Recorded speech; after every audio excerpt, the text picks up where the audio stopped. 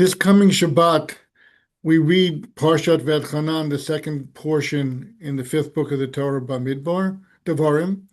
And in the meantime, we have Tisha B'Av beginning Wednesday night, tomorrow night, and it's a day of fasting. It's a day of mourning, I should say, not a day of sadness particularly, but a day of mourning. And we're going to get into a little bit distinguishing the two. And the title of this class is Sadness, Gladness. And I want to begin with something from the Parsha of V'etchanan. V'etchanan is a very inspiring, encompassing Torah portion. It includes the Shema in the Torah. It includes the Ten Commandments. It's sort of packed with highlights of the Torah. And I was taken aback really to hear a commentary, a verbal commentary mention that to them, it's a very sad Torah portion. And I couldn't understand why, and I guess the reaction to the idea that it begins with Moshe pleading with God to to permit Moshe to enter the land of Israel. And God basically says no, and that's the name of the parsha about Hanan el Hashem, complicated word. I have a son named Hanan, but the Rashi explains that the word Vet Hanan is to seek God's grace through prayer. That's the concept in how it's used here. So, and we have by tradition that Moshe prayed over and over and over again, hundreds and hundreds of times. And God at this point tells Moshe, please stop praying for me to rescind the decision that you will not lead the Jewish people into the land. And there's a nuance here. And it's on page 958, it's chapter 3, sentence 23. And Hashem speaks to Moshe and says, Ravroch, it's enough for you.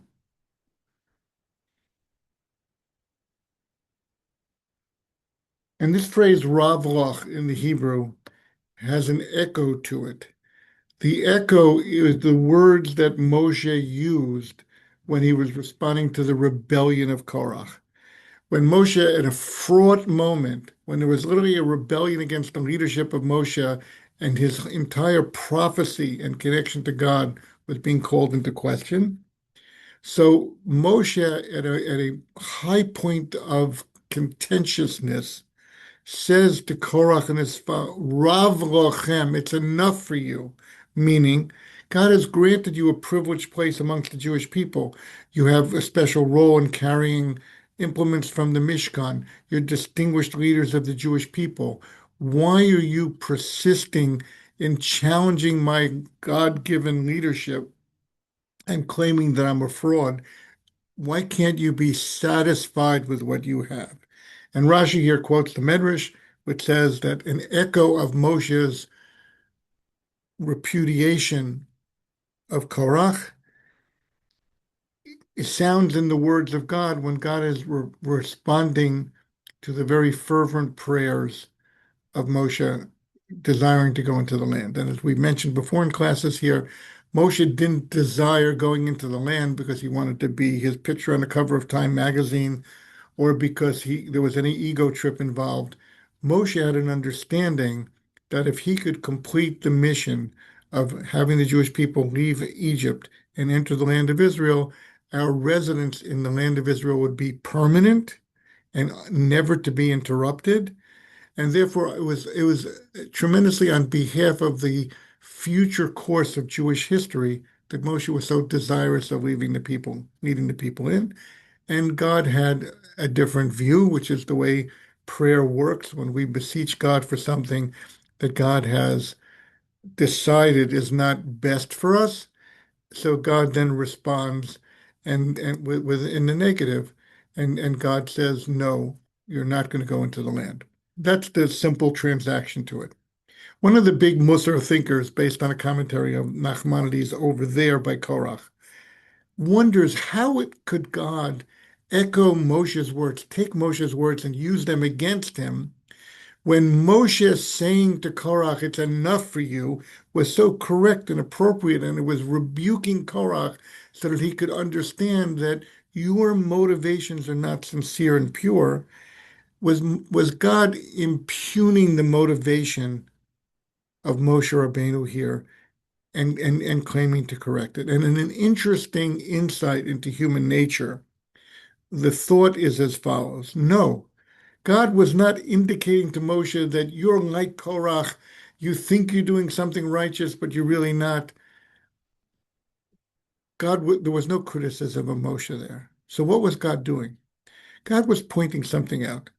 That you, Moshe, who responded harshly to Korach, and correctly so, Korach's rebellion had to be blunted. It had to be curtailed. It was a threat to the whole transmission of the Torah to the world. Yet, Moshe, in your words, you overlooked the nuance of sincerity, the pure, sincere aspect of Korach's personality that just wanted a greater portion in connecting the world to God. And therefore, when he felt left out, when he said, we're all holy, we're a nation of holy people, why are you consolidating so much of the authority in your own family? And all the things that he said, challenging ultimately God's decision that Moshe should be the leader of the Jewish people and that Aaron should be the high priest and that Korach and his family should have other subsidiary duties and responsibilities.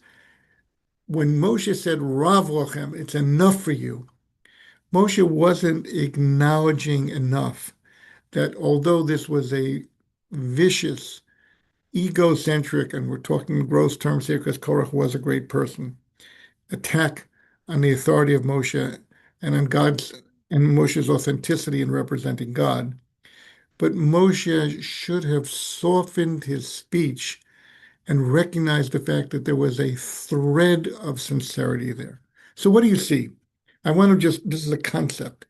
The concept is as follows, that even at a moment of great antagonism, and even a person like Korach who had gone off the rails and was about to be swallowed up literally by the earth because of his impertinence and his unwillingness to acknowledge God's plan and God's authority in the world, even under such circumstances, there's room for Moshe to have acknowledged on some level, Korach, there's a thread of sincerity there.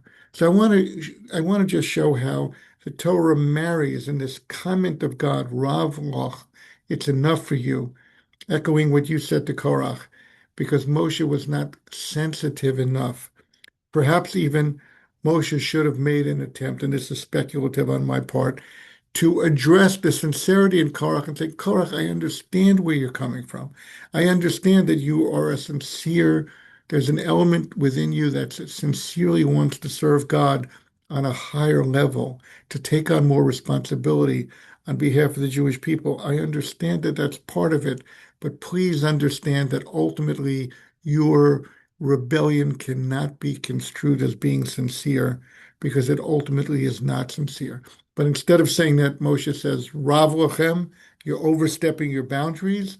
And so God echoes that and says, Moshe, I hear your prayers. Your motivation is sublime and beautiful, but you're also overstepping your boundaries because I, God, in my infinite wisdom, have cheshbonot, have reasons and calculations where it will be ultimately better for the Jewish people for you not to lead them in. And it's based on actions that you took and Aaron took in the hitting of the rock and whole other things where it'll be best if your leadership ends here literally on the border of the land of Israel and the Jewish people are led in by Yeshua. Yeshua is not as great as you. You're like the sun, he's like the moon. He just reflects your greatness. All the ideas we know that are true. However, in God's plan for the universe, these prayers were to be denied. So I don't see it as a sad parsha.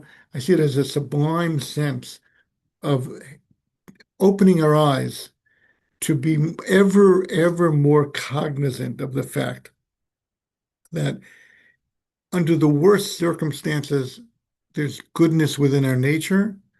And under the best circumstances, there are challenging aspects to our nature, and we have to learn to magnify one and diminish the other. We have to learn to know ourselves. We have to understand ourselves. and that what God was communicating to Moshe here was in fact the sense that Moshe could have risen to an even higher level of sensitivity and could have chosen to address Korach in a different manner. And God is reminding that to Moshe. That's not the reason he's not going into the land, but perhaps it's reflective of the fact that on an ultimate, with God's microscopic standard of expectation of Moshe, Moshe had fallen short. I want to take this idea of a coin having insincerity on one side and sincerity on the other, and the difficulty it comes to like literally split the hair, split the coin in half, and separate those two out. To understand the statement that the rabbis make, and it has to do with Tisha B'Av. Tisha B'Av is the saddest day of the year, in that we're instructed that during the beginning of the month of Av, we minimize our joy and happiness. And as many rabbis point out, we don't eliminate our sense of happiness. We're still thankful to be alive. We still have air in our sails. We're still seeing the world and life as a benefit, but we're focused on something we're missing. We're missing that ultimate opportunity to have a temple, to have an ever even closer relationship with God, to have the external stimulus that will raise us to an ever higher level of connection to God, a fulfillment of the Torah, of understanding ourselves in light of being created in the image of God. And we mourn that loss. And everyone knows, generally in the world, if you go to a funeral, the person crying the most at the funeral is the person that had the best relationship and connection to the person who passed away. And it's not a litmus test of anything, but just that's a general perspective. Why? Because that cherished relationship has been severed, has come to an end in earthly terms, and therefore the person is grieving and hurt and raw. Of course, had they not had such a wonderful relationship and connection, if it's a husband and wife, had they not built lives together that were so meaningful to each of them, then it wouldn't be such a sad occasion. So we understand that out of the beauty and joy and happiness inherent in relationship, the inverse of that is the moment when that relationship comes to a worldly end, that there's grief involved. So what is our guideline for marking Tisha B'Av? Tisha B'Av, three major events. There are more, but the three major events that we remember are: number one, that the spies came back and the Jewish people despaired of entering the land of Israel. Number two, the first temple was destroyed, came to an end. We went into an exile of 70 years.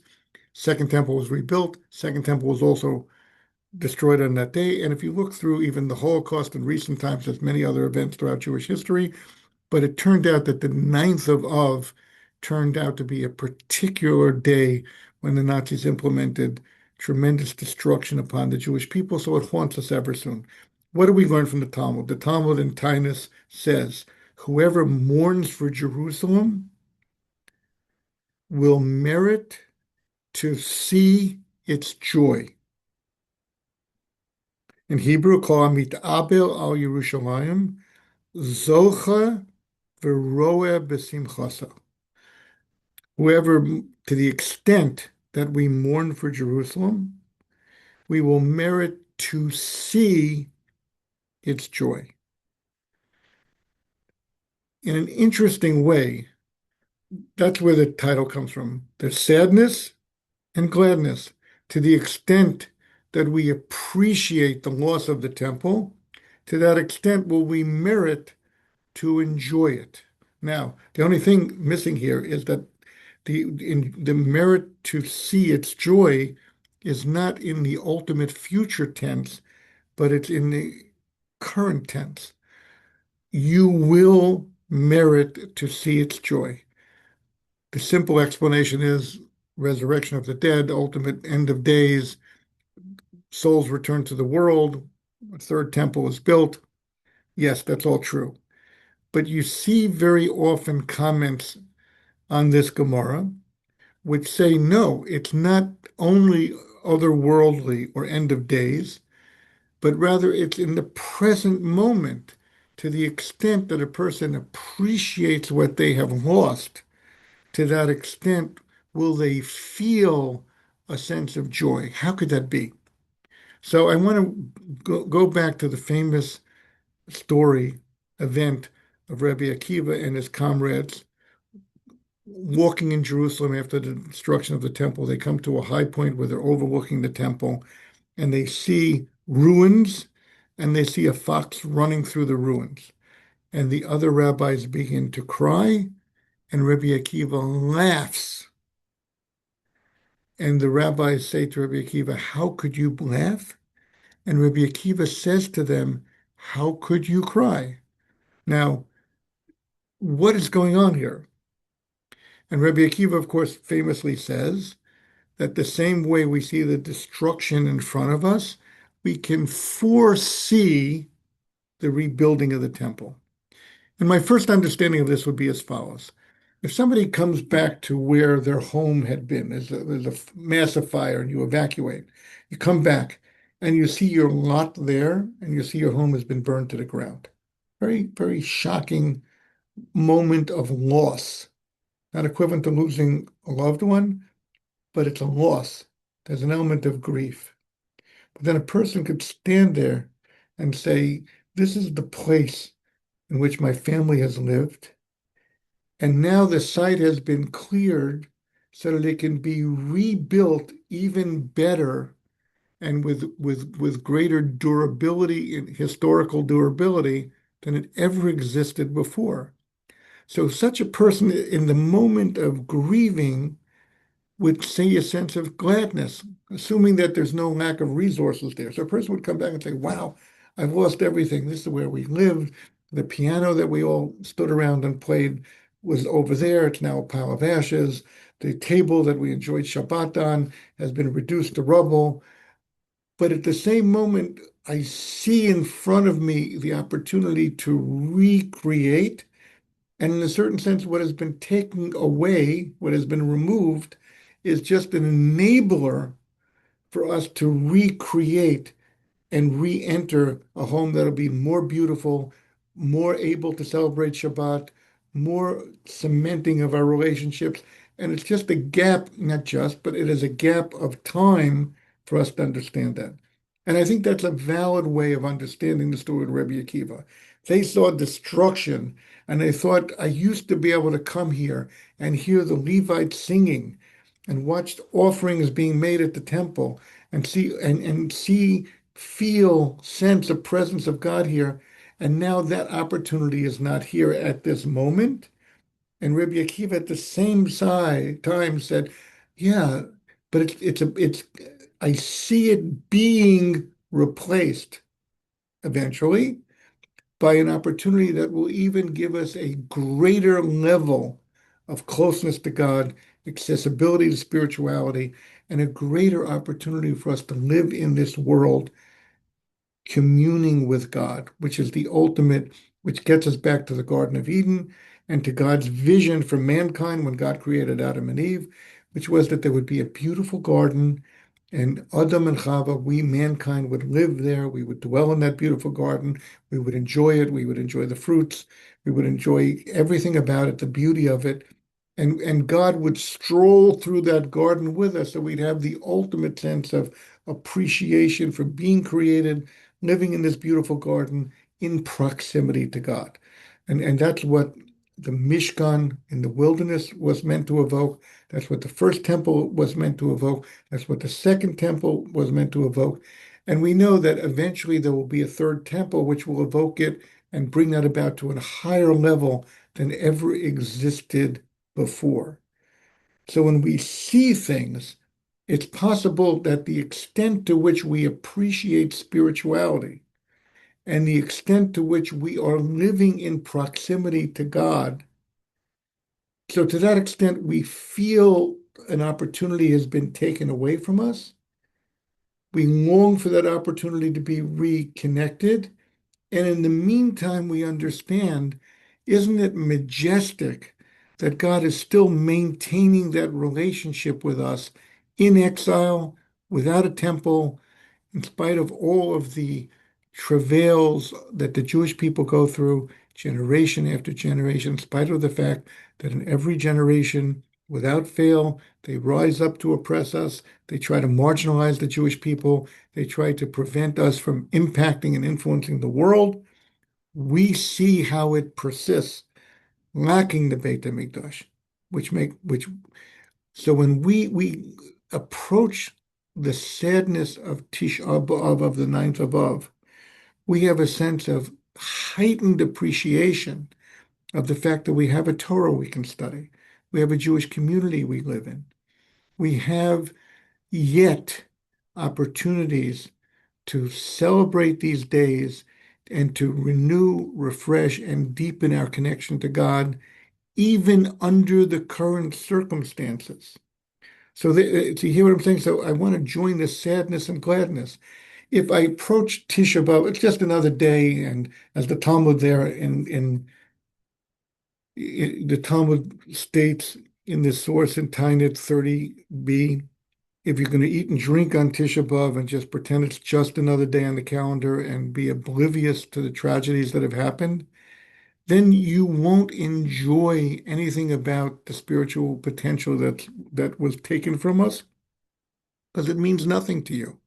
The same way, unfortunately, if we pass by a funeral or we see a hearse go by while we're busy with ourselves, we don't shed a tear. We don't think about the fact of loss. We don't grieve at all. We just say, I'm in a rush. I hope they pass quickly and I can get to my appointment on time and I can live my life the way I want to. Not a shining moment for us, but that's invariably the way we feel. So the rabbis tell us, Kol Abel al Yerushalayim, to the extent that we today think about tomorrow night, think about saying the Book of Lamentations, think about sitting at the floor, think about the fact that, wow, I do enjoy my Shabbat. How much more magnificent will it be when I can go with my family to Beit HaMikdash? I had a wonderful Pesach. I sat at the Pesach Seder. I discussed beautiful ideas with my children, my grandchildren, my friends. I felt inspired. It was an amazing, amazing experience. How much more so will that be the case when we're all camping out on the hills of Jerusalem and we're actually bringing the Paschal lamb and we're actually sitting there and roasting it and fulfilling all those different mitzvot, I think 35 of them or something or more that we fulfill that evening. The way we eat the Korban Pesach, the Paschal offering, the way we cook it, the way we prepare it. The matzah then it becomes a biblical obligation, which it is even in these days, but so does the moror, so does all these different experiences. Wow, we can't do that now, and I'm sad about that. But that very sadness tells me, but we did have a beautiful Pesach, and it was inspiring. And look at the extent to which God Almighty maintains and sustains this relationship with us through thick and thin, even now. Now, let's tell you a little Hasidic vignette. And there was a famous Rebbe, and unfortunately I don't retain these names very well, but right around 1800, he moved to the land of Israel. The land of Israel was very desolate. He found a little settlement of Jews in Tiberias in the north, and he lived there. And one day, somebody ran through the streets of this small Jewish village, which today is a major city in Israel, yelling out, Mashiach has come. In Jerusalem, Mashiach has come. And the story is that the Rebbe heard the cries. He opened his window. He stuck his head out the window, took a deep breath. Nope, Mashiach hasn't come yet. Closed the window and said, it's not true. Okay, spiritually sensitive person. If Mashiach was in the world, he'd be able to experience that change in the world's environment. Question, cute question. Why did he have to open his window and stick his head outside? What's the difference inside his house or outside of his house? He should have just taken a deep breath and said, no, Mashiach hasn't come. Answer, profoundly, because within his home, he had such a sense of proximity to God. He had reached such a high level of recreating the Garden of Eden within his home, with his Shabbat celebration, with his daily prayers, with his teaching and learning.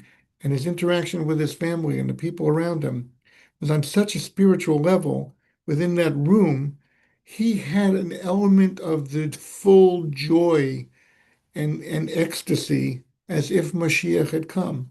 So if you tell him Mashiach came, he has to leave that pristine environment and open the window and stick his head out and take a deep breath and say, have things changed out here beyond the purview of my own personal space that I've created and the tremendous joy I have in connecting with God and spirituality and fulfilling the Torah and being connected to my fellow man and understanding myself as a creation of God. I want to touch on three bases.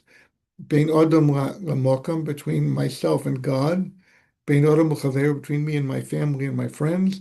Bein Adam La'atzmo, in terms of even just appreciating myself as a lofty spiritual creation that God has endowed with such an inalienable sense of spirituality that even Korach, when he was rebelling and undermining the whole basis of Judaism, yet there still remained a thread of sincerity within him. And you and I can sit down on the floor tomorrow night in a dimmed room with candlelight and read the very sad verses of Eicha. And we can think for ourselves, sadness, gladness, it's a coin. They're welded together. To the extent that I've experienced the joy of living a Jewish life and connecting on a pristine level with those people around me, and come to know myself as a person who has vast spiritual resources. So to that extent, I'm sad that we don't have a Beit HaMikdash and the Mashiach hasn't come, and we're still beleaguered by all the nations of the world around us. So that causes sadness. But that very sadness comes from a sense of security and gladness and personal unity that God is granting me the opportunity to access in spite of 2,000 years of exile, in spite of a Holocaust, in spite of the loneliness and isolation that invariably the Jewish people are pushed aside by so much of humanity. Of course, there's a big chunk of humanity that seeks to attach themselves to us and learn from us. So it's never a black and white picture, but it's a picture that you could be overwhelmingly sad. It could be overwhelmingly glad and thankful. And I would just refer finally to this idea that once there was a terrible pogrom in a town that Reb Baruch Ber Leibowitz, a leading scholar of the Jewish people, lived in. And people were despairing, and they said, Rabbi Leibowitz, Reb Baruch Ber Leibowitz, he was a sage, died in 1940, considered one of the bigger geniuses in Talmudic thinking. They said, could you give us words of encouragement? And they all gathered in the shul, and he opened up the Talmud, and he started teaching a lesson in Talmud. And a few people were distraught. They said, Rabbi, we just suffered terribly. Address our suffering. Why are you teaching us Torah?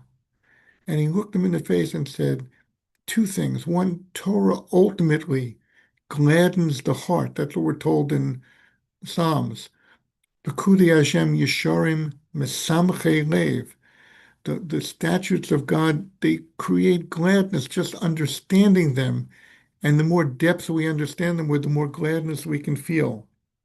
And number two, let us forever appreciate the fact that if not for God attaching us to our Torah, if not for us struggling to cling to the whole tradition of Jewish life and to the values of Jewish life, we would be perpetrating pogroms just like they are.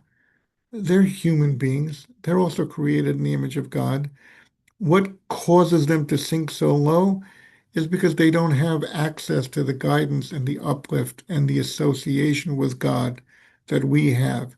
And so therefore, Reb Baruch Ber Leibowitz was teaching and communicating to the world that even at moments of despair and sadness, let's renew our connection with God and recognize the fact that that which we have lost is mirrored and reflective of that what we really appreciate in life and what we cling to. And as a different rabbi, Rabbi Victor Miller wrote, he said, as far as Maimonides was concerned, and this has to be understood, Mashiach had already come. What did he mean by that? I'm not sure, but that's a quote from him. But I think it meant because Maimonides was so close to living an ideal relationship with God, an intense love for the Jewish people, and an understanding of himself as a person that that had Mashiach come, it would have certainly made a difference in his life, but that difference would be marginal as far as we could perceive. And this is the sense of sadness, gladness. This is the sense of anticipation we should have. Let's sit on the floor tomorrow night. Let's fast if we can. Let's observe Tisha B'Av with a sense that, wow, we are missing the next gear of attachment to God. And we know how important that is because the level at which we are attached today is so beautiful and so meaningful and so important. So it's that dual feeling. We're missing out. We have so much. Eventually, we're going to have more. But even today, I can merit to see the joy of Jerusalem because to me, when I think this way, I see the ground being cleared when I see the destruction of the temple, and I see everything all ready for that next gear to kick in and for us to enter this pristine, higher level of association with God, which, thank God, we have been able to maintain throughout history. So may this Tisha B'Av be, may we emerge from this Tisha B'Av not just with a sense of having felt loss, but with a sense of confirmation of how important all of the good that we do is. And maybe go on from there to have a meaningful Rosh Hashanah, Yom Kippur, celebrate Sukkot, and ramp up our connection with God throughout the Jewish year.